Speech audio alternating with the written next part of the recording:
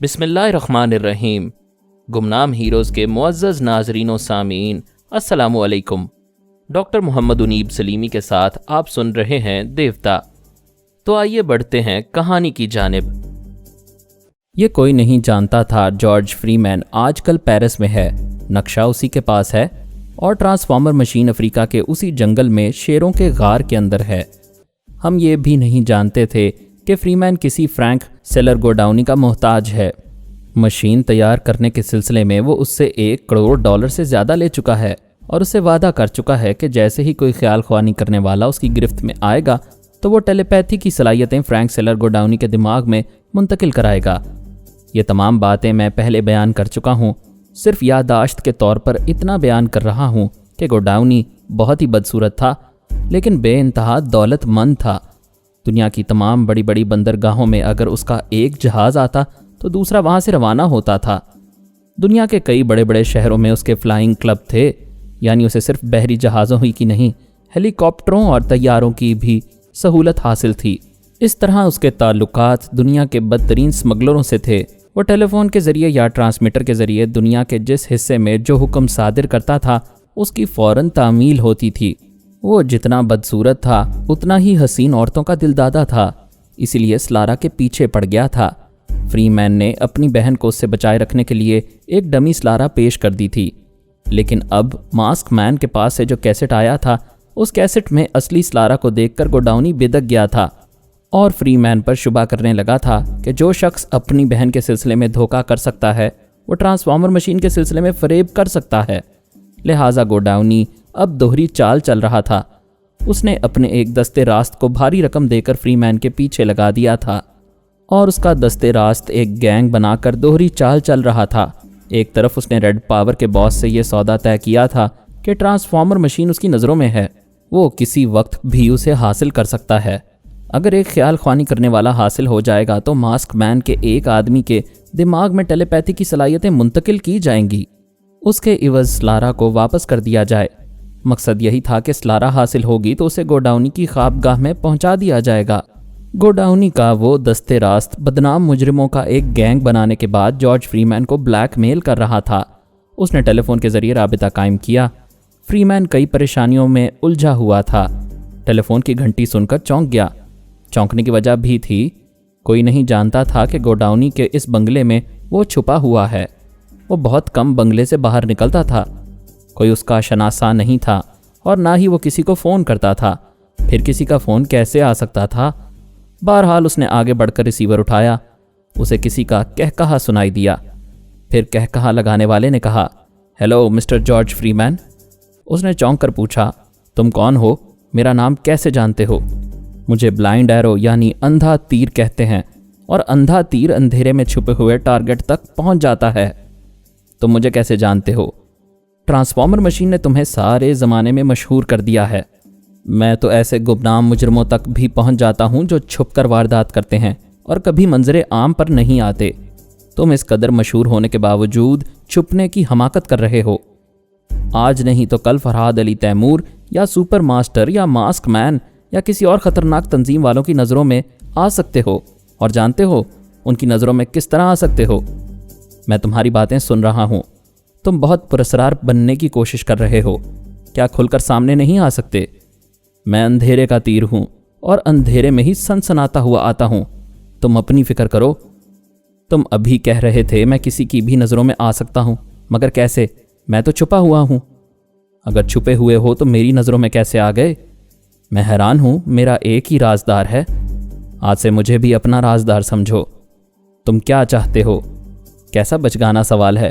تمہاری کوئی اہمیت نہیں ہے، اہمیت صرف اس مشین کی ہے۔ بات کچھ سمجھ میں آئی؟ یعنی تم بھی مشین کے دیوانے ہو؟ دوسروں کی طرح دیوانہ تو نہیں ہوں، بس تھوڑا سا فائدہ اٹھانا چاہتا ہوں۔ کیا تم اپنے دماغ میں ٹیلیپیتھی کا علم منتقل کرانا چاہتے ہو؟ کچھ ایسی ہی بات ہے۔ فی الحال تم مجھے اس مشین تک پہنچا دو۔ اگر میں ایسا نہ کروں تو مجھے سوچنا ہوگا تمہارے پاس کیسے پہنچایا جائے۔ فرحاد علی تیمور کو، سپر ماسٹر کو، ماسک مین کو، ویسے یہودی بھی اس معاملے میں بہت دلچسپی لے رہے ہیں اور وہ مجھے بھاری سے بھاری رقم ادا کر سکیں گے۔ تم کتنی رقم چاہتے ہو؟ مجھ سے بولو۔ جس کے پاس جو چیز ہوتی ہے وہی مانگی جاتی ہے۔ تمہارے پاس مشین ہے، مشین مانگ رہا ہوں، اس وعدے کے ساتھ کہ مشین پر قبضہ نہیں جماؤں گا۔ وہ جہاں بھی چھپا کر رکھی گئی ہے میں اسے صحیح سلامت نکال لاؤں گا۔ یہاں چھپانے کے لیے تمہیں کسی خفیہ اڈے کی ضرورت ہوگی، اس کا انتظام میں کر دوں گا۔ مجھے سوچنے کی مہلت دو، جتنی مہلت چاہتے ہو مل جائے گی، لیکن ایک بات یاد رکھنا، میرے آدمی تمہاری نگرانی کر رہے ہیں۔ تم یہ جگہ چھوڑ کر جہاں بھی جاؤ گے میں وہاں پہنچ جاؤں گا۔ دوسری طرف سے ریسیور رکھ دیا گیا۔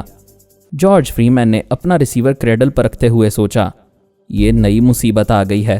آخر ہے کون؟ یہ مجھ تک کیسے پہنچ گیا ہے؟ اسے کیسے معلوم ہوا کہ میں یہاں چھپا ہوا ہوں؟ وہ اپنے محسن فرینک سیلر گوڈاؤنی پر شبہ نہیں کر سکتا تھا۔ وہ بھلا کسی دشمن کو پیچھے کیوں لگائے گا جبکہ اسے براہ راست فری مین سے فائدہ پہنچنے والا تھا؟ وہ ریسیور اٹھا کر ان تمام نمبروں پر باری باری رابطہ قائم کرنے لگا جہاں گوڈاؤنی سے رابطہ قائم ہونے کی توقع تھی۔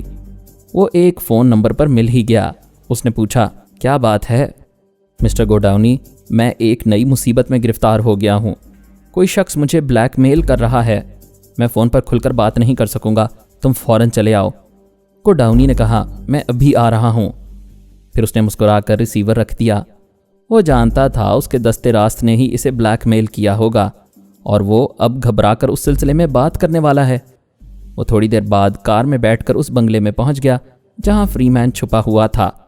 وہ بہت پریشان تھا، ادھر سے ادھر ٹہل رہا تھا۔ گوڈاؤنی نے پوچھا، کیا بات ہے؟ بہت پریشان نظر آ رہے ہو۔ سنو گے تو تم بھی پریشان ہو جاؤ گے۔ کسی کو میرا یہ ٹھکانہ معلوم ہو گیا ہے۔ اس نے شدید حیرانی کا اظہار کیا۔ کیا بات کر رہے ہو؟ بھلا یہ ٹھکانہ کسے معلوم ہوگا؟ میں تو اسی بات پر حیران ہوں۔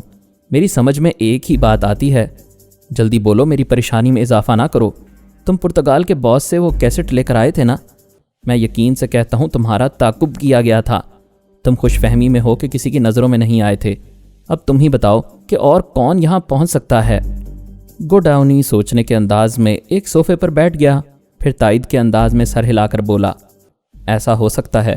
ہمیں خوش فہمی میں مبتلا نہیں رہنا چاہیے۔ یقیناً میرا تعاقب کیا گیا ہے۔ بہرحال اب بھی کچھ نہیں بگڑا ہے۔ تم بتاؤ، وہ بلیک میلر کیا کہہ رہا تھا؟ کیا تم نے اس سے کچھ مہلت مانگی ہے؟ وہ کہہ رہا تھا جتنی مہلت چاہوں مل سکتی ہے، لیکن میں ان کی نظروں میں ہوں اور وہ میرا تعاقب کریں گے۔ پھر وہ بلیک میلر کہیں بھی میرے پاس پہنچ جائے گا۔ ارے اسے بکنے دو، میں کسی طرح بھی تمہیں یہاں سے چھپا کر لے جاؤں گا۔ تم اس ملک میں نہیں رہو گے، یہاں سے یونان جاؤ گے۔ ایتھنز میں میرا ایک خوبصورت سا بنگلہ ہے، اس کے متعلق بہت کم لوگ جانتے ہیں اور جاننے والے بھی میرے ہی آدمی ہیں۔ کوئی وہاں تک تمہارا تعاقب نہیں کرے گا۔ اب مجھے بتاؤ، وہ بلیک میلر کیا کہہ رہا تھا؟ جارج فری مین اسے وہ ساری گفتگو سنانے لگا جو اس کے اور بلیک میلر کے درمیان ہوتی رہی تھی۔ گوڈاؤنی نے کہا، آج آدھی رات کے بعد میرے فلائنگ کلب میں ایک ہیلی کاپٹر تمہارے لیے تیار رہے گا۔ میرے 2 آدمی گاڑی لے کر رات کے کسی حصے میں آئیں گے۔ تم اپنا مختصر سا سامان لے کر یہاں سے نکل جانا۔ تمہیں سامان کی ضرورت بھی نہیں ہے۔ تمہارے پہننے، اوڑھنے اور دوسری ضروریات کے لیے جس چیز کی ضرورت ہوگی وہ تمہیں ایتھنز میں مل جائے گی۔ مسٹر گوڈاؤنی، میرے پاس ایک بریف کیس ہے، اس میں مشین کا نقشہ اور اس کی تمام تفصیلات موجود ہیں۔ میں اسے ساتھ رکھتا ہوں۔ مشین تو مجھ سے دور ہو چکی ہے، پتہ نہیں اسے وہاں سے نکالنے کا کب موقع ملے گا۔ کم از کم نقشہ تو میرے پاس ہی رہنا چاہیے۔ جب تم کہتے ہو نقشہ تمہارے پاس رہنا چاہیے تو ٹھیک ہے، اپنے پاس ہی رکھو، ورنہ یہ میرے پاس بھی محفوظ رہ سکتا ہے۔ مسٹر گوڈاؤنی، میری بات کا برا نہ منانا، میں اس نقشے کو اور اس کی تفصیلات کو ساتھ رکھ کر روزانہ زبانی یاد کرتا رہتا ہوں، اپنے دماغ میں نقش کر لینا چاہتا ہوں۔ اس کا میرے پاس رہنا ضروری ہے۔ کوئی بات نہیں، تم صرف وہ بریف کیس لے کر یہاں سے نکل جانا، باقی ضرورت کا ہر سامان تمہارے پاس پہنچ جائے گا۔ وہ عجب جنجال میں پھنسا تھا۔ جب چاروں طرف دشمن ہو اور پناہ دینے والا ایک ہی محسن ہو تو وہ محسن کسی طور پر بھی دشمن نظر نہیں آتا، ہر حال میں اسی پر بھروسہ کرنا پڑتا ہے۔ اس نے شام ہی سے بنگلے کی تمام بتیاں بجھا دی تھیں اور اندر اور باہر ہر طرف اندھیرا تھا۔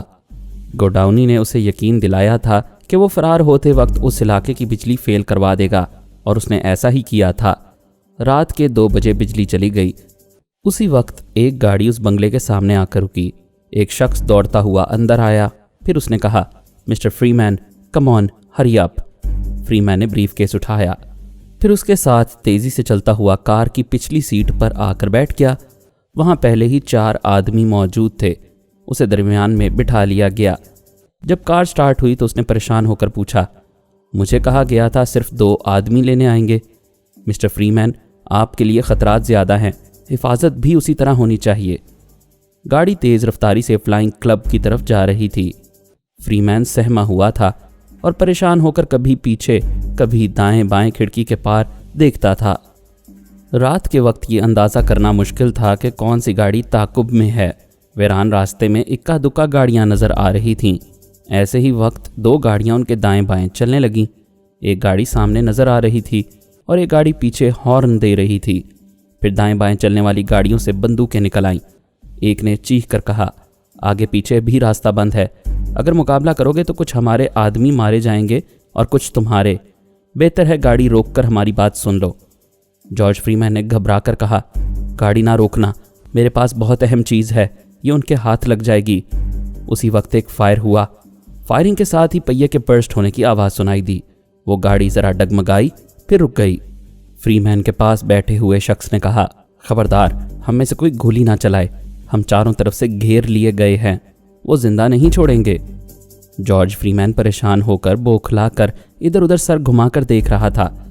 چاروں طرف سے ریوالور اور رائفل والے اس گاڑی کو گھیر چکے تھے اور انہیں باہر نکلنے کے لیے کہہ رہے تھے۔ مجبوراً حکم کی تعمیل کرنا پڑی۔ وہ ایک ایک کر کے باہر نکلے۔ بیچارے واقعی مجبور تھے، ہتھیار ساتھ ہوتے ہوئے بھی استعمال نہیں کر سکتے تھے۔ انہیں گھیرنے والوں میں سے ایک کے ہاتھ میں کوئی تصویر تھی۔ وہ تصویر دیکھ رہا تھا اور ان سب کے چہروں کو غور سے دیکھ رہا تھا۔ پھر اس نے کہا، یہ جارج فری مین ہے، یہ اس کی تصویر ہے۔ ایک شخص نے ریوالور کی نال اس کے سینے سے لگاتے ہوئے کہا، اچھا تو تم یہاں سے فرار ہونے کی کوشش کر رہے تھے، اور یہ تمہارے ہاتھ میں کیا ہے؟ فری مین اپنے بریف کیس کو پیچھے کی طرف چھپانا چاہتا تھا۔ پیچھے کھڑے ہوئے شخص نے اس کے ہاتھ سے چھین لیا۔ وہ تڑپ کر بولا، یہ میرا بریف کیس ہے، اس میں ضروری کاغذات ہیں، اس سے تمہارا کوئی بھلا نہیں ہوگا، پلیز یہ مجھے واپس کر دو۔ اس کے منہ پر ایک گھونسا پڑا۔ دوسرے تمام افراد جارج فری مین کے ساتھ آنے والوں کی تلاشی لے رہے تھے اور انہیں ہتھیاروں سے خالی کر رہے تھے۔ پھر ایک نے کہا، چپ چاپ اپنی گاڑی میں بیٹھ جاؤ، باہر نکلو گے تو گولی مار دی جائے گی۔ ان سب کو حکم کی تعمیل کرنا پڑی۔ وہ ایک ایک کر کے بیٹھ رہے تھے۔ جارج فری مین چیخ چیخ کر کہہ رہا تھا، میرے کاغذات سے تمہارا کوئی بھلا نہیں ہوگا اور یہ تمہارے کسی کام نہیں آئیں گے، یہ مجھے واپس کر دو۔ ایک نے اسے لات ماری۔ وہ گاڑی کے اندر چلا گیا۔ آنے والے دوڑتے ہوئے اپنی اپنی گاڑیوں کی طرف گئے۔ پھر دیکھتے ہی دیکھتے وہ گاڑیاں سٹارٹ ہو کر تیزی سے دوڑتی ہوئی ان کی نظروں سے اوجھل ہوتی چلی گئی۔ جارج فری مین سکتے کی حالت میں دیدے پھیلائے منہ کھولے ایک طرف تکتا رہ گیا۔ وہ اس نقشے کو اور اس کی تفصیلات کو اپنے سینے سے لگائے رکھتا تھا۔ یہی ایک چیز تھی جو ہمیشہ اس کے ساتھ رہتی تھی، آج وہ بھی ہاتھ سے نکل گئی تھی۔ لے دے کے ایک مشین رہ گئی تھی جو ابھی نہ ہونے کے برابر تھی، کیونکہ اس سے ہزاروں میل دور کہیں پڑی ہوئی تھی۔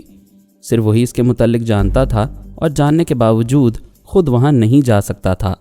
انہوں نے گاڑی کا پہیہ تبدیل کیا، پھر فلائنگ کلب پہنچے۔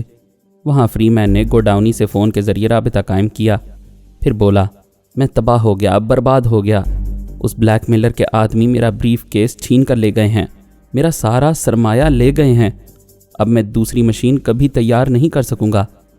گوڈاؤنی نے کہا، تمہارے ستارے گردش میں ہیں، اس نقشے کا ہاتھ سے نکل جانا اس بات کی دلیل ہے کہ تم قدم قدم پر ناکام ہو رہے ہو اور بدنصیبی تمہارا پیچھا نہیں چھوڑ رہی ہے۔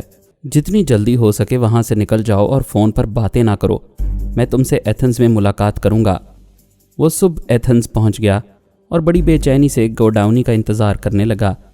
اس نے ٹرانسفارمر مشین تیار کرنے کے دوران ناکامی کے متعلق سوچا تھا۔ یہ اس کی عادت تھی کہ جہاں اپنے فائدے کی بات سوچتا تھا وہاں نقصان کا بھی خیال رکھتا تھا۔ اس نے سوچا تھا، مجھے زیادہ سے زیادہ یہ ناکامی ہوگی کہ کوئی ٹیلیپیتھی جاننے والا ہاتھ نہیں آئے گا، اتنی محنت سے تیار کی ہوئی ٹرانسفارمر مشین ہاتھی کے دانت بن جائے گی، جو دکھانے کے لیے ہوتے ہیں، کھانے کے لیے نہیں ہوتے۔ وہ گوڈاؤنی کا انتظار کر رہا تھا اور سوچ رہا تھا اس مشین نے اسے کیا دیا اور اس سے کیا لیا۔ جب اس نے حساب شروع کیا تو پتہ چلا مشین نے بہت کم اسے فائدہ پہنچایا، مگر نقصان زیادہ پہنچا، اور اب اس کی جان کا عذاب بن گئی ہے۔ آج اس کا کوئی گھر نہیں ہے۔ پہلے وہ ایک بہت بڑے قلعے کا مالک تھا۔ ٹیکساس سٹی میں ان بہن بھائیوں کے شاندار بنگلے تھے اور کئی خفیہ اڈے تھے۔ وہ سب چیزیں اپنی جگہ موجود تھیں، لیکن انہیں استعمال نہیں کر سکتا تھا۔ وہاں جا کر پناہ نہیں لے سکتا تھا۔ پناہ لینے کے لیے وہ گوڈاؤنی کا محتاج تھا۔ اس کا سب سے بڑا سرمایہ اور اس کی محنت کا ثمر وہ مشین تھی جو اب افریقہ کے جنگل میں ایک جگہ چھپا کر رکھ دی گئی تھی۔ وہ اس مشین کو لا نہیں سکتا تھا، اور جس چیز کو اپنایا نہ جا سکے، جسے ہاتھ نہ لگایا جا سکے، جسے اٹھا کر اپنے گھر نہ لایا جا سکے، وہ چیز اپنی کیسے ہو سکتی ہے؟ ہاں، مشین کا وہ نقشہ اس کے اپنے پاس تھا۔ اسے اطمینان تھا کہ اگر مشین کو کچھ ہو گیا، وہ ہاتھ نہ آئی یا وہ تباہ ہو گئی تو کوئی بات نہیں۔ ٹیلیپیتھی سیکھنے کے دیوانے بہت ملتے ہیں، اور اس سلسلے میں گوڈاؤنی کی طرح بڑی بڑی رقمیں بھی لگا سکتے ہیں۔ وہ نقشے کی مدد سے دوسری تیار کر سکتا تھا۔ گویا وہ نقشہ مشین سے زیادہ اہم تھا، لیکن آج وہ بھی ہاتھ سے کیا گیا، جسم سے جان نکلی جا رہی تھی۔ دن کے 2 بجے ٹیلی فون کی گھنٹی بجنے لگی۔ وہ تیزی سے چلتا ہوا ٹیلی فون کی طرف جانے لگا۔ وہ سمجھ گیا تھا کہ گوڈاؤنی اس سے رابطہ قائم کرنا چاہتا ہے۔ پھر وہ ریسیور کی طرف ہاتھ بڑھاتے بڑھاتے ٹھٹک گیا۔ گوڈاؤنی نے کہا تھا، کوئی بات ٹیلی فون پر نہیں ہوگی، وہ یہاں پہنچ رہا ہے، اور جب پہنچ رہا ہے تو ٹیلی فون کی گھنٹی کیوں بج رہی ہے؟ اس نے آہستگی سے ریسیور اٹھایا، پھر کان کے قریب لایا۔ Hello hello mister George Freeman, hello. اس نے صرف ایک بار بلیک میلر سے بات کی تھی۔ وہ خود کو بلائنڈ ایرو کہتا تھا۔ ایک بار اس کی آواز سننے کے بعد وہ اسے اچھی طرح پہچان گیا تھا۔ اس وقت بھی وہی آواز سنائی دے رہی تھی۔ وہ کہہ رہا تھا، تم کہاں تک بھاگو گے؟ دنیا کے کس حصے میں جاؤ گے؟ میں تمہاری قبر میں بھی گھس کر پوچھوں گا، بتاؤ وہ ٹرانسفارمر مشین کہاں ہے؟ تم بتاؤ گے، تمہیں بتانا ہی پڑے گا، ورنہ سپر ماسٹر، ماسک مین، فرحاد علی تیمور اور یہودی جاسوس تم پر بیک وقت حملہ کر سکتے ہیں۔ ان سب کو میں ہی تمہارا موجودہ پتہ بتاؤں گا، بلکہ ہر وہ ٹھکانہ بتاؤں گا جہاں آئندہ تم موجود رہو گے۔ وہ شیطانی کہکہے لگا رہا تھا۔ جارج فری مین نے چیخ کر کہا، یو شٹ اپ، آخر تم کون ہو؟ تمہیں کیسے پتہ چل گیا کہ میں پیرس سے یہاں پہنچ گیا ہوں؟ تمہیں شاید پتہ ہی نہیں، میں آدمی کی صورت میں ایک درندہ ہوں، اپنے شکار کی بو دور سے ہی سونگھ لیتا ہوں۔ تم دیکھ رہے ہو نا کس طرح تمہاری بو سونگھتا ہوا پیچھے پیچھے چلا آ رہا ہوں۔ وہ سمجھ گیا اس سے بحث کرنا فضول ہے۔ وہ ایک بدروح کی طرح پیچھے پڑ گیا ہے، اسے پیچھا چھڑانا آسان نہ ہوگا۔ اس نے ریسیور کو رکھ دیا، وہاں سے پلٹ کر شکست خوردہ انداز میں ایک صوفے پر بیٹھ گیا۔ اس کا دل ڈوب رہا تھا، ایسا لگ رہا تھا جیسے وہ موت کی پستیوں میں جا رہا ہے اور اب اسے زندگی کی طرف کوئی نہیں لا سکے گا۔ یک بارگی وہ چیخ مار کر اچھل پڑا۔ ٹیلی فون کی گھنٹی پھر بج رہی تھی۔ اسے ایسا لگا جیسے کسی نے گولی مار دی ہو۔ وہ گھنٹی کی آواز اس کے دماغ میں ہتھوڑے کی طرح لگ رہی تھی۔ وہ پریشان ہو کر ادھر دیکھ رہا تھا، آگے بڑھ کر ہاتھ لگانے کو جی نہیں چاہتا تھا۔ دماغ نے سمجھایا، نجات ممکن نہیں ہے، اس بلیک میلر سے بات کرنا ہی چاہیے، ورنہ وہ یہاں پہنچ جائے گا یا دوسرے دشمنوں کو پہنچا دے گا۔ وہ بوجھل قدموں سے ٹیلی فون کی طرف یوں جانے لگا جیسے کوئی زندگی کی آخری سانسیں لیتا ہوا پھانسی کے پھندے تک جا رہا ہو۔ پھر اس نے ریسیور اٹھا کر زور سے دھاڑتے ہوئے کہا، کیا ہے؟ کیوں پریشان کر رہے ہو؟ لے آؤ اپنے ہتھیار۔ کتنے ہتھیار ہیں تمہارے پاس؟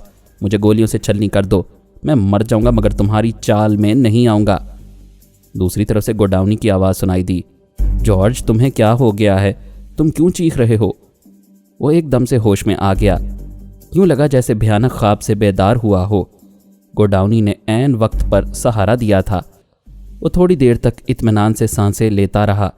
دوسری طرف سے گوڈاؤنی بار بار پوچھ رہا تھا، ہیلو ہیلو جارج، تم جواب کیوں نہیں دیتے؟ Hello George. پھر اس نے جواب دیا، ابھی اس بلیک میلر کا فون آیا تھا، چیلنج کر رہا تھا کہ وہ بو سونگ کر دنیا کے کسی حصے میں بھی پہنچ سکتا ہے۔ گوڈاؤنی نے حیرانی کا اظہار کیا، او گاڈ، کیا وہ کمبخت یہاں بھی پہنچ گیا؟ ہاں، اس نے ثابت کر دیا ہے کہ وہ کہیں بھی پہنچ سکتا ہے۔ مجھے یقین نہیں آ رہا ہے کہ وہ شخص اتنی کامیابی سے تعاقب کرتا ہوا اتنی جلدی تمہارے پاس پہنچ سکتا ہے۔ مسٹر گوڈاؤنی، وہ جلدی نہیں پہنچا، پورے 12 گھنٹے بعد اس نے فون کیا ہے۔ اس کا مطلب ہے وہ میرے متعلق معلومات حاصل کر رہا تھا۔ یہ کوئی حیرانی کی بات نہیں ہے، تمہارے فلائنگ کلب کے رجسٹر میں یہ درج ہوتا ہے کہ کون سا ہیلی کاپٹر کس ملک اور کس شہر میں جا رہا ہے۔ یہ بات حکومت کے متعلقہ افسران کو بھی معلوم ہوتی ہے۔ کیا وہ ان افسران کو بھاری رشوت دے کر معلوم نہیں کر سکتا کہ میں یہاں پہنچ گیا ہوں؟ تم درست کہتے ہو، وہ شخص وسیع ذرائع کا مالک ہوگا۔ وہ جو بھی ہو تم فوراً میرے پاس آؤ، میں بہت پریشان ہوں۔ مجھے یوں لگتا ہے جیسے میری زندگی کے دن بہت تھوڑے سے رہ گئے ہوں۔ مجھے تم سے ہمدردی ہے، میں تمہارے لیے کچھ کرنا چاہتا ہوں۔ یقین کرو، جب تک تم میرے سائے میں ہو میں نہ تو تمہیں حرام موت مرنے دوں گا اور نہ ہی دشمنوں کے ہاتھ لگنے دوں گا۔ مسٹر گوڈاؤنی، اتنی باتیں کرنے سے بہتر ہے فوراً میرے پاس آ جاؤ۔ احمقانہ باتیں نہ کرو، وہ شخص پیرس سے یہاں پہنچ گیا ہے، اس کے آدمی تمہاری نگرانی کر رہے ہوں گے، وہ مجھے بھی تمہارے ساتھ دیکھیں گے، پھر میرے بھی پیچھے پڑ جائیں گے۔ میں تمہاری طرف سے سلارا کی رہائی کے لیے بھرپور کوشش نہیں کر سکوں گا، اس بلیک میلر کے دام میں الجھتا جاؤں گا۔ نہیں جارج نہیں، مجھے فی الحال تم سے دور رہنا چاہیے۔ تم بھی دور رہو گے تو مجھے کس کا سہارا ہوگا؟ گھبراتے کیوں ہو؟ میں دور ہی دور سے تمہارے کام آتا رہوں گا۔ میرا مشورہ ہے اسی شہر میں چھپ کر نہ رہو، اس کی نظروں میں آ گئے ہو تو آزادی سے باہر نکلو، گھومتے پھرتے رہو، باہر کی تازہ ہوا کھاتے رہو، شاید اس سے نجات پانے کی کوئی عمدہ سی ترکیب میرے دماغ میں آ جائے۔ وہاں میری الماری کے اندر جو چھوٹی سی تجوری ہے وہ نمبروں کی ترتیب سے کھلتی ہے، اس تجوری میں کم از کم $1,00,000 ہوں گے۔ تم جتنی رقم چاہو لے سکتے ہو، میں بعد میں رابطہ قائم کروں گا۔ مسٹر گوڈاؤنی، ریسیور نہ رکھنا، وہ بلیک میلر اب اور کھل گیا ہے، مجھ سے مشین کا پتہ معلوم کرنا چاہتا ہے۔ وہ سختی سے بولا، جارج، میں نے کتنی مرتبہ سمجھایا ہے فون پر مشین کے سلسلے میں کوئی بات نہ کیا کرو، ہماری بات دوسری جگہ سنی جا سکتی ہے۔ میں جلد ہی موقع دیکھ کر تم سے ملاقات کروں گا، پھر اس سلسلے میں باتیں ہوں گی، دیٹس آل۔ دوسری طرف سے ریسیور رکھ دیا گیا۔ جارج فری مین نے چیخ کر کہا، میں کہتا ہوں ریسیور نہ رکھو، کیا تم موقع دیکھ کر ملاقات کرو گے؟ تمہاری ایسی کی تیسی، تم بھی اس برے وقت میں ساتھ چھوڑ رہے ہو، مجھ سے دور رہنا چاہتے ہو۔ اگر یہاں الماری کی تجوری میں $1,00,000 ہیں تو میں کیا کروں؟ کیا یہ رقم مجھے اس بلیک میلر سے نجات دلا سکتی ہے؟ کسی طرح اس سے چھپا سکتی ہے؟ جب سے وہ مشین تیار ہوئی ہے دن رات یہی دھڑکا لگا رہتا ہے کہ کوئی اسے چھین کر لے جائے گا۔ تم کہتے ہو میں فون پر مشین کی بات نہ کروں، ارے تو پھر کب کروں، کہاں کروں؟ وہ بلیک میلر تمہیں مجھ سے ملنے نہیں دے گا، تم اسے چھپتے پھرو گے اور وہ مجھے سپر ماسٹر ماسک مین یا فرحاد علی تیمور کے حوالے کر دے گا۔ کیا تم میری بات سن رہے ہو؟ تم خاموش کیوں ہو؟ جواب کیوں نہیں دیتے؟ Hello hello hello. اس نے گھور کر ریسیور کو دیکھا، پھر زور سے کریڈل پر پٹخ دیا۔ جی چاہتا تھا اپنا سر بھی پٹخنا شروع کر دے، کوئی تدبیر سمجھ میں نہیں آ رہی تھی۔ ایسا لگ رہا تھا جس بنگلے میں وہ کھڑا ہے اس کی چار دیواری میں کہیں کھڑکی دروازہ نہیں ہے، کہیں سے فرار کا راستہ نہیں ہے، وہ قید ہو کر رہ گیا ہے۔ دنیا جو بہت بڑی نظر آ رہی تھی اب صرف چار دیواری تک محدود ہو گئی ہے، اور وہ بلیک میلر جب چاہے مشین کے تمام دیوانوں کو اس چار دیواری میں پہنچا سکتا ہے۔ وہ تھوڑی دیر تک ادھر سے ادھر ٹہلتا رہا، پھر ذرا نارمل ہو کر سوچنے لگا، میں غصے میں ہوں، جھنجھلاہٹ میں مبتلا ہوں، اس بلیک میلر سے شکست پر شکست کھا رہا ہوں اور اپنی ذہانت سے کام نہیں لے رہا ہوں، اور ذہانت سے کام لینے کا طریقہ یہی ہے کہ خود کو ہر حال میں نارمل رکھا جائے، غصے کو دماغ میں نہ آنے دیا جائے، دماغ میں جو انتشار ہے اسے دور کیا جائے، اور صرف ایک بات پر توجہ مرکوز کی جائے کہ نجات کیسے مل سکتی ہے۔ جب اس نے ٹھنڈے دماغ سے خود کو چھپانے کے سلسلے میں سوچنا شروع کیا تو بات سمجھ میں آ گئی، اسے میک اپ میں رہنا چاہیے، چپ چاپ اس گھر سے نکل جانا چاہیے۔ باہر نگرانی کرنے والے اور تعاقب کرنے والے بھی آخر انسان ہیں، کوئی بدروح تو نہیں ہے کہ جہاں جائے گا وہیں پہنچ جائیں گے، وہ انہیں ڈاج دینے کی کوشش کر سکتا ہے۔ اس رہائش گاہ میں میک اپ وغیرہ کا سامان نہیں تھا، الماری میں مختلف سائز کے ملبوسات تھے، وہ کوئی مناسب سا لباس پہن کر نکل سکتا تھا۔ اس نے فوراً ہی اپنے اس ارادے پر عمل کیا، لباس تبدیل کر کے تجوری سے $50,000 نکالے، وہ سب بڑے نوٹ تھے، 2 جیبوں میں آ گئے۔ بنگلے کے پیچھے والی گلی میں شاذ و نادر ہی کوئی نظر آتا تھا، آس پاس رہنے والے لوگ کبھی کبھی دکھائی دیتے تھے۔ اس نے بنگلے کا پچھلا دروازہ کھول کر دور دور تک نظریں دوڑائیں، کچھ لوگ آتے جاتے دکھائی دیے، مگر ان میں سے ایسا کوئی شخص نظر نہیں آیا جو باقاعدہ اس کی نگرانی کے لیے مقرر کیا گیا ہو۔ وہ حوصلہ کر کے بنگلے سے نکل آیا، باؤنڈری کی دیوار پھلانگ کر گلی میں آیا، پھر تیزی سے چلتا ہوا ایک طرف جانے لگا۔ اس بنگلے سے دور جانے کے دوران وہ کئی بار اچانک رک جاتا تھا اور پلٹ کر دیکھتا تھا، شاید کوئی آ رہا ہو تو اسے دیکھ کر ٹھٹک جائے، لیکن ایسا کوئی نہیں آیا۔ اس نے مین روڈ پر پہنچ کر ایک ٹیکسی رکوائی، پھر اس کی پچھلی سیٹ پر بیٹھ کر بولا، کسی بڑی سپر مارکیٹ تک لے چلو۔ گاڑی آگے بڑھ گئی۔ اس نے پیچھے مڑ کر دیکھا، کوئی ایسی گاڑی دکھائی نہیں دی جو اس کے تعاقب میں آ رہی ہو۔ اس نے ڈرائیور سے پوچھا، کیا تم مقامی باشندے ہو؟ جی ہاں جناب۔ کتنے عرصے سے ٹیکسی چلا رہے ہو؟ یوں سمجھیے ٹیکسی چلاتے چلاتے زندگی گزر گئی ہے۔ پھر تو اس شہر کے چپے چپے سے واقف ہوگے اور بھانت بھانت کے لوگوں کو جانتے ہوگے۔ جی ہاں جناب، بات تو کچھ ایسی ہی ہے۔ آپ کا کوئی کام ہے تو مجھے بتائیں، میں تمہیں $1000 انعام کے طور پر دوں گا۔ سمجھیے کام ہو گیا، حکم دیجئے۔ کسی ایسے شخص کو جانتے ہو جو 1 گھنٹے کے اندر پاسپورٹ تیار کر دے؟ کیا ابھی ایسے آدمی کے پاس لے چلوں؟ بے شک، میں ابھی اس سے ملنا چاہتا ہوں۔ آدھے گھنٹے کے بعد وہ ایک ایسے علاقے میں پہنچا جہاں کے لوگ کچھ زیادہ خوشحال نہیں تھے۔ آوارہ قسم کی عورتیں اور مرد بھی دکھائی دیتے تھے۔ ڈرائیور نے کہا، یہاں گلی گلی میں قمار خانے ہیں، دیسی شراب تیار ہوتی ہے، یہاں ہر طرح کے مجرم پائے جاتے ہیں، آپ کی ضرورت کا مجرم بھی یہیں رہتا ہے۔ اس نے ایک مکان کے سامنے گاڑی روک دی۔ مکان کے سامنے والے حصے میں ایک فوٹوگرافر کی دکان تھی۔ ڈرائیور نے وہاں جا کر بات کی، پھر اشارے سے جارج کو اپنی طرف بلایا۔ جارج فری مین گاڑی سے اتر کر دکان میں گیا۔ ایک تگڑے قسم کے بدماش نے پوچھا، آپ کیا چاہتے ہیں؟ میں اپنا حلیہ بدل کر ایک پاسپورٹ تیار کروانا چاہتا ہوں۔ اس کا مطلب ہے آپ کو صرف پاسپورٹ کی نہیں بلکہ حلیہ بدلنے کی بھی ضرورت ہے۔ اس کے لیے آپ کو 2 کاموں کا معاوضہ ادا کرنا ہوگا۔ مجھے منظور ہے۔ کیا میں یقین کروں کہ تم میں سے کوئی میرے موجودہ حلیے کے متعلق کسی سے کچھ نہیں کہے گا؟ اس تگڑے بدماش نے کہا، ہمارا پیشہ یہی ہے، ہم اسی کی کمائی کھاتے ہیں۔ اگر بے ایمانی کریں گے تو ہمارا دھندا 1 دن بھی نہیں چلے گا۔ اسی بستی سے ایک میک اپ مین کو بلایا گیا۔ وہ میک اپ کرنے والا بوڑھا تھا مگر بہت ہی تجربہ کار تھا۔ اس نے کام آہستہ آہستہ کیا۔ 1 گھنٹہ صرف ہو گیا لیکن چہرہ ایسے بدل گیا کہ وہ خود کو آئینے میں دیکھ کر نہ پہچان سکا۔ چہرے پر ہلکی ہلکی داڑھی اور مونچھیں تھیں، دونوں آنکھیں ذرا ذرا سی سکڑ گئی تھیں، پیشانی پر ایک زخم کا نشان بن گیا تھا، مونچھ، داڑھی اور سر کے بال تقریباً سنہرے ہو گئے تھے۔ اس نے ڈرائیور سے کہہ دیا تھا کہ وہ باہر جا کر ذرا احتیاطاً یہ دیکھ لے کہ کوئی اس کے تعاقب میں آیا ہے کہ نہیں۔ ڈرائیور نے 2 بار جا کر پھر واپس آ کر یقین دلایا تھا کوئی ایسا شخص نظر نہیں آ رہا ہے۔ اس کے موجودہ حلیے میں تصویر اتار لی گئی۔ اس شخص کے پاس نہ جانے کتنے جعلی پاسپورٹ اور ویزا کے کاغذات موجود تھے اور جعلی مہریں بھی تھیں۔ صرف آدھے گھنٹے میں اس کا ایک پاسپورٹ اور ضروری کاغذات تیار ہو گئے۔ کام کے دوران معاوضہ طے ہو گیا تھا، لہٰذا اس نے $15,000 ادا کیے۔ پھر ٹیکسی میں آ کر بیٹھ گیا۔ ڈرائیور سے کہا، کسی اچھے سے ہوٹل میں لے چلو جہاں میں رات گزار سکوں۔ اس نے ہوٹل پہنچنے سے پہلے اپنے لیے کچھ ضروری سامان خریدا، ایک چھوٹی سی اٹیچی میں رکھا، پھر ہوٹل پہنچ گیا۔ ڈرائیور کو $2,000 دیتے ہوئے کہا، میں امید کرتا ہوں تم کسی سے کچھ نہیں کہو گے۔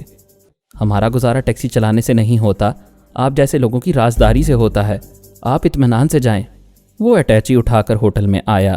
وہاں اس نے پاسپورٹ دکھا کر ایک کمرہ حاصل کیا، پھر کمرے میں آ کر اٹیچی کو بستر پر پھینک کر ایک صوفے میں آرام سے دھس گیا۔ اسے یوں محسوس ہو رہا تھا جیسے برسوں کی قید سے رہائی پا کر آزادی کی سانس لے رہا ہو۔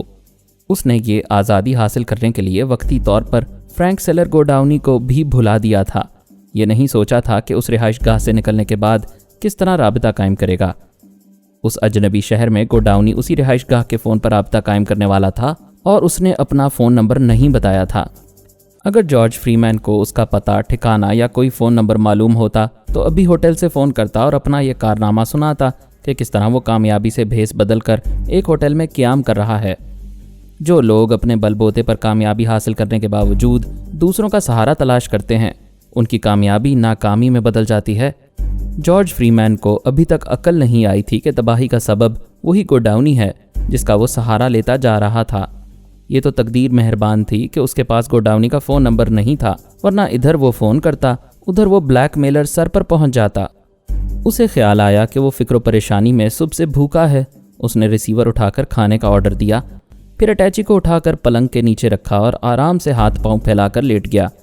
ایسے وقت اسے بہن سلارا کی باتیں یاد آ رہی تھیں۔ وہ پارس کو چاہتی تھی۔ اگرچہ یہ بات مزاح کا خیز ہے، وہ پارس سے عمر میں کم از کم 10 برس تو ضرور بڑی ہوگی۔ جارج فری مین یہ معلوم کرنا چاہتا تھا پارس بھی اسے چاہتا ہے یا نہیں۔ یا اس کا باپ فرحاد علی تیمور محبت کے نتیجے میں بڑی عمر کی بہو پسند کرے گا یا نہیں؟ اس نے سوچا اگر فرحاد سے دوستی کرنا ہو تو ایک ترکیب ہے، سلارہ کی عمر زیادہ بتانے کی ضرورت ہی کیا ہے، اسے 18 یا 19 برس کی بتایا جا سکتا ہے۔